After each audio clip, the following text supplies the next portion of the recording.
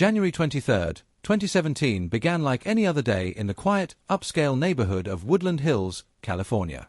The sun was still high, the streets were calm, and the carefully manicured lawns looked untouched by anything dark or violent. Yet, in the late afternoon, two hooded figures raced down those same peaceful streets with blood on their hands. They moved quickly, almost blending into the neighborhood, but their rushed steps revealed the chaos unfolding behind them. Minutes earlier, a brutal attack had taken place in the backyard of a million-dollar mansion where a well-known hairstylist, admired across the beauty industry, lay critically wounded.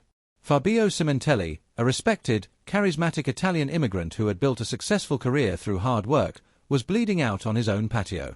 His life had been filled with accomplishments, from influencing major beauty brands to becoming a mentor for countless young stylists. His world, however, ended in silence. There were no witnesses, no neighbors who noticed anything unusual, and no signs that the violence had been coming. The attack was swift, targeted, and carried out with chilling precision. At that exact time, Fabio's 16-year-old daughter was driving home from school, unaware that her life was about to change forever. She expected to walk into the comfort of her home as she always did, never imagining she would soon face a scene so traumatic it would stay with her for life. As she approached the family house, the attackers were already fleeing, leaving behind only blood and a carefully staged illusion meant to mislead investigators. When emergency services received the 911 call, the panic in the young girl's voice immediately revealed the severity of the situation. Paramedics rushed to the home, finding Fabio on the patio, barely clinging to life. Multiple stab wounds covered his neck, face, and chest, painting a clear picture of an attack fueled by rage or intent rather than panic or accident. Despite the desperate attempts to revive him, Fabio was pronounced dead. The neighborhood, normally calm and affluent, was suddenly filled with flashing lights and detectives searching for answers. The initial pieces of evidence suggested a burglary gone wrong. Security cameras in the area captured two hooded figures jogging toward the home shortly before the attack. Fabio's black Porsche was missing from the driveway and was later found abandoned several miles away with traces of blood inside. It appeared suspicious, but investigators quickly realized something was off. Valuable items inside the house hadn't been touched. Fabio's expensive watch remained on his wrist, his wallet was still in his pocket, and there were no signs of forced entry. The house wasn't ransacked, nothing had been stolen, and the attackers had moved in and out in a controlled, purposeful way. The timeline only deepened the confusion.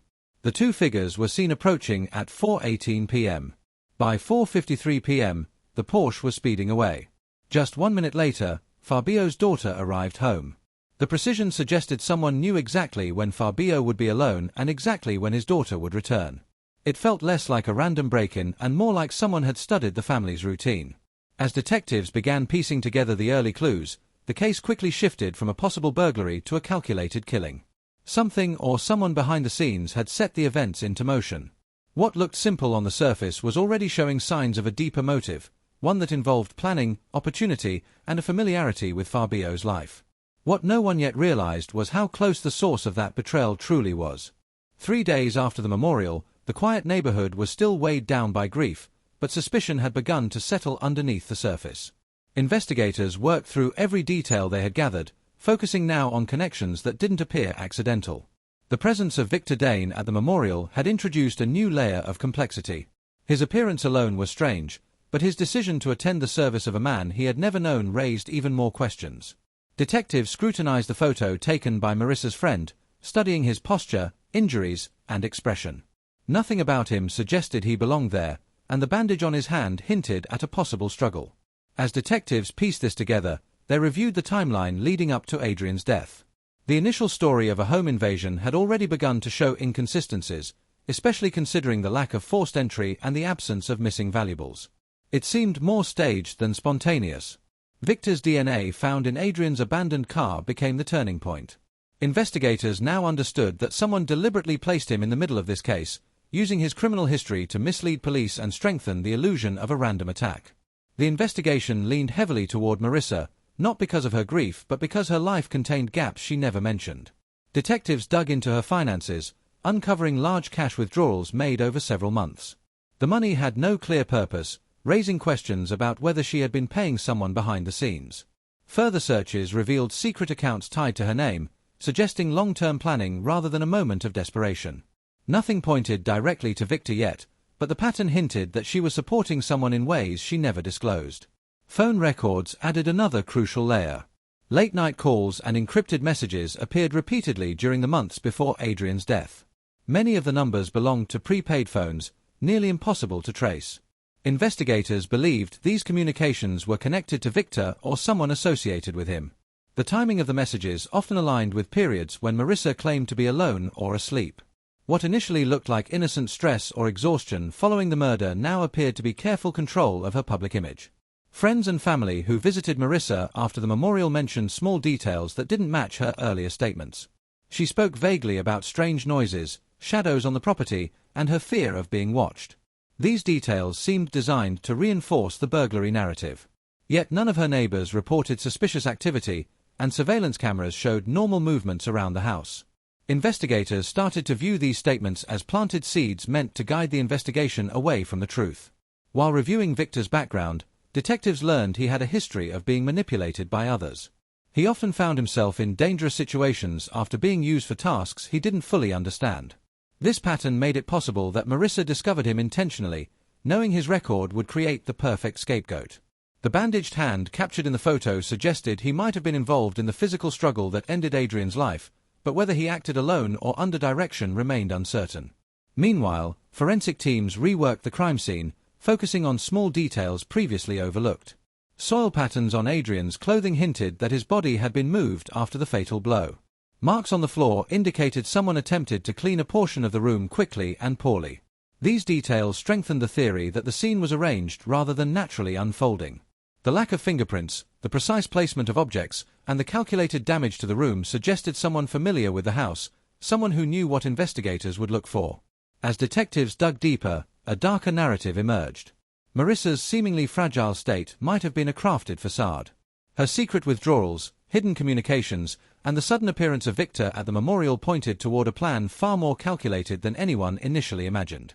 Investigators now believed Adrian's death was not the result of a random crime but a coordinated act involving someone Marisa had brought into her life long before tragedy struck. With each discovery, the image of Marisa as a grieving widow slowly dissolved. Beneath it lay a carefully constructed world of secrets, hidden incentives, and unsettling connections that suggested the truth was far more sinister than the family ever suspected. Months before Adrian's murder, the hidden structure of Marisa's double life was already forming behind ordinary routines.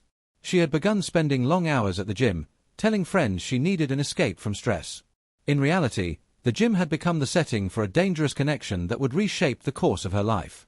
Victor Dane taught casual fitness classes there, presenting himself as a confident former athlete with a driven, disciplined lifestyle. His charm drew attention easily, and he seemed to understand exactly how to make people feel seen.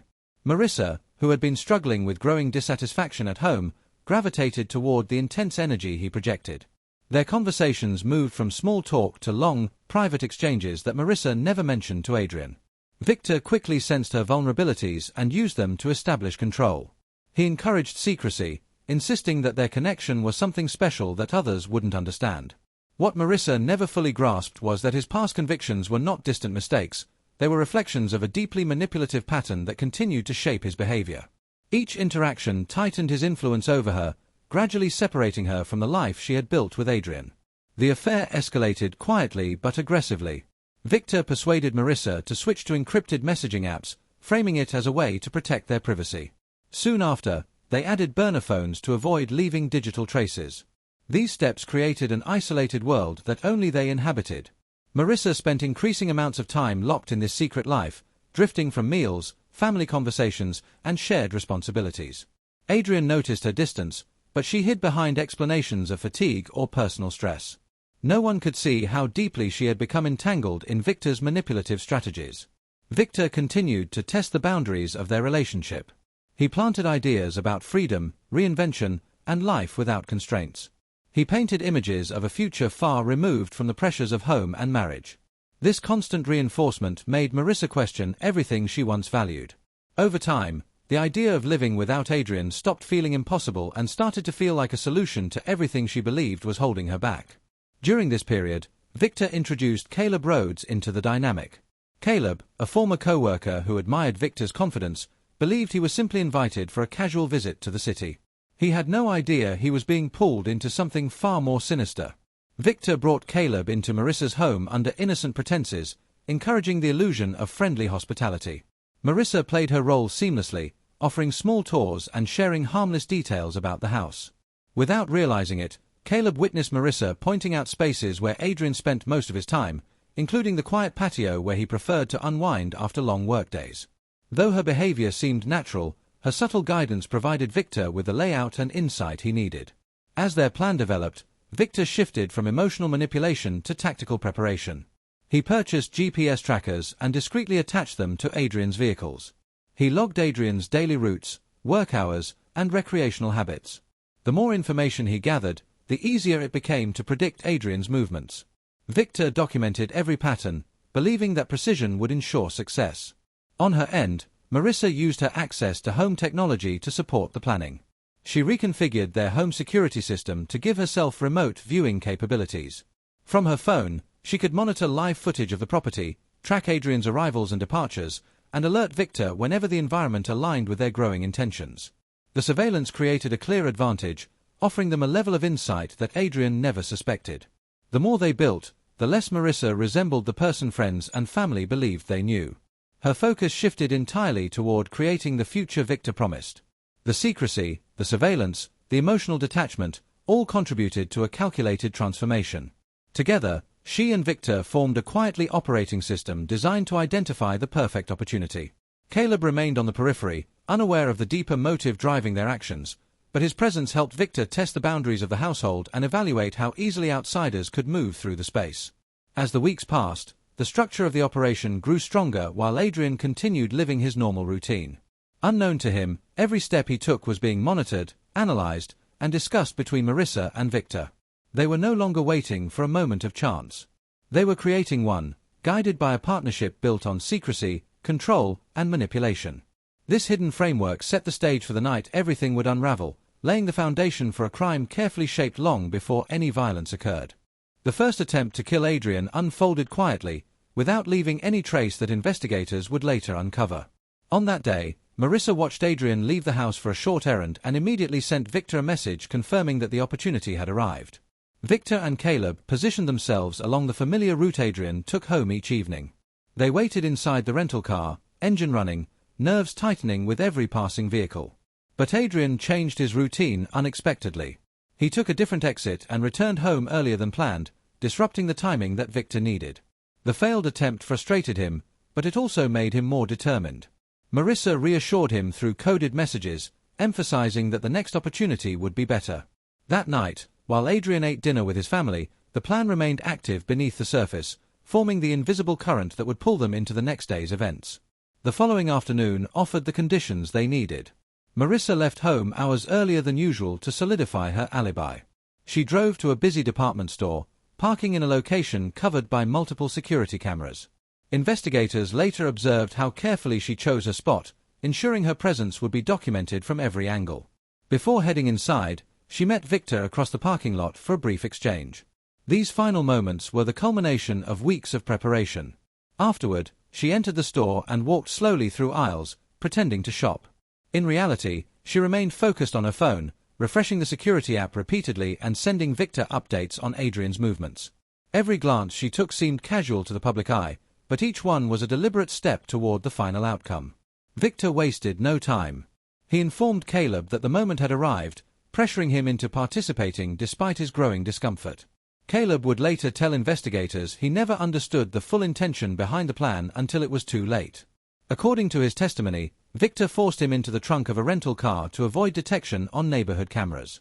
The trunk remained dark and cramped, amplifying Caleb's panic, but Victor dismissed his fear and continued driving toward the Colson home. At exactly 4:18 p.m., both men were captured on several neighborhood cameras jogging toward the house. Their athletic clothing and casual pace gave the illusion of neighbors out for exercise, creating a false sense of normalcy that allowed them to approach the property without raising suspicion. When they reached the back entrance, they found it unlocked as Marisa had promised. The house was silent, with only faint sounds from the patio carrying through the open interior. Adrian was seated outdoors, completely unaware of the danger closing in behind him. The attack unfolded in seconds, swift and violent. Victor charged forward and stabbed Adrian multiple times, driven by a ruthless determination to complete what had been planned for weeks.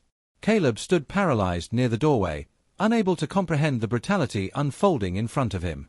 His inability to intervene neither helped nor hindered the attack. He simply became a silent witness to the violence. During the struggle, Victor slipped and cut his own hand on the blade. He tried to ignore the injury, but the blood left splattered traces that would later become the crucial forensic link connecting him to the scene. After ensuring Adrian was incapacitated, the two men moved quickly to carry out the rest of the plan. They grabbed Adrian's car keys, took his vehicle, and drove off to simulate a panicked escape. But the plan unraveled almost immediately. They abandoned the car only minutes later, leaving it crookedly parked near a side street. Camera footage captured them exiting the vehicle and running away before any passerby noticed. Less than a minute after they fled, Adrian's daughter arrived home. She walked toward the patio and discovered her father gravely wounded, collapsing into shock as she attempted to seek help. Neighbors responded rapidly, but the injuries were too severe. Marisa returned shortly after the chaos began, arriving with tears and shaking hands. She threw herself into the appearance of a devastated wife, her distress convincing to those around her. The scene was chaotic and emotional, and no one questioned her reaction in the moment. But in the hours that followed, investigators began to notice fractures in her behavior. While presenting herself as a grieving widow, she spent the night asking pointed questions about the value and status of Adrian's life insurance policy.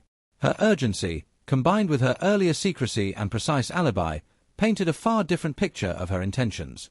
The facade she maintained publicly began to crumble as the evidence slowly exposed the truth hidden beneath her tears. Over the following months, investigators worked methodically, sifting through every trace Marisa and Victor had left behind. What initially appeared to be a grieving widow staying connected with a supportive friend quickly revealed itself as something entirely different. Detectives watched a trail of travel receipts, hotel logs, and bank withdrawals accumulate, painting a picture of two people living freely and comfortably in the aftermath of a brutal killing. At each stop, Marisa and Victor behaved more like partners on vacation than individuals connected to an unresolved murder investigation. They visited resorts under assumed names, paid for rentals in cash, and avoided the kinds of routines that could draw attention. Their travels suggested excitement rather than guilt, as if Adrian's death had simply opened a door they believed had been waiting for them.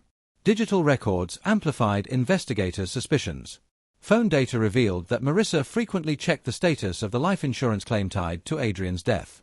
These checks far outnumbered her communications with detectives. She rarely asked about progress on the case, rarely discussed updates, and showed little interest in justice for her husband. The imbalance was impossible to ignore. Surveillance footage from hotels and restaurants also showed Marisa occasionally introducing herself using Victor's last name, a subtle but powerful sign that she had emotionally detached from her marriage well before the murder took place. This created a timeline that conflicted sharply with the innocent facade she attempted to maintain. When investigators felt confident they had enough evidence, they created a diversion to bring the pair into custody without incident. A staged traffic stop was orchestrated on a quiet road outside a resort they had checked into. Officers approached their vehicle calmly, ensuring there was no opportunity for escape. Once detained, the couple was placed together in the back of a patrol car equipped with concealed recording devices. The conversation captured during those minutes became one of the most revealing pieces of evidence in the entire case. Instead of confusion or fear, the recording contained a calm, familiar tone, two people discussing plans, next steps, and frustrations that investigators already knew were tied to their secret life. Their connection, tone, and shared language left no room for doubt. They had been partners long before the crime. Meanwhile, Caleb Rhodes, who had become deeply troubled by the events of the murder, decided to cooperate. Faced with overwhelming forensic and digital evidence, he eventually accepted a plea agreement in exchange for full testimony. His statements filled in the remaining gaps. He described the dinner at the Colson home, the subtle signals Marisa gave while showing them around, the planning sessions where Victor outlined the approach, and the fear he felt as he sat in the trunk of the vehicle on the day of the murder. Caleb's account aligned perfectly with the surveillance footage, GPS data, and phone logs investigators had gathered. It left no space for Marisa to deny her involvement. During the trial, Victor attempted to shoulder the blame, insisting that Marisa was unaware of his intentions. His claims collapsed instantly under the weight of digital evidence. Burner phone records documented hundreds of encrypted messages between the pair. GPS purchases were tied directly to Marisa's online accounts. Security camera data showed repeated logins from her devices. Her immediate interest in the insurance payout highlighted a level of planning that stretched far beyond passive cooperation. Jurors had little difficulty concluding that Marisa had been a central force behind the crime. Marisa was found guilty of orchestrating the murder of her husband. She received a sentence of life imprisonment without the possibility of parole. Victor received an identical sentence, his manipulative influence and violent actions defining his future behind bars. Caleb, though involved, was recognized as someone who had been drawn into the crime without fully understanding its depth. His decision to cooperate earned him a reduced sentence, but he still faces many years in prison for his role. The Colson family suffered a devastating double loss, Adrian to an act of violence and Marisa to her own greed and obsession. Their children now work to honor Adrian's legacy by supporting scholarships, community programs, and outreach efforts that reflect the values he lived by. These efforts keep his memory alive and shift the family's story toward healing and service. Marisa and Victor, once convinced they were building a future together, now live separate lives confined within concrete walls. Their ambitions, once fueled by secrecy and desire, have dwindled to routine days marked by silence and isolation. Their story stands as a reminder that the greatest threats often come not from strangers, but from those allowed closest to the heart.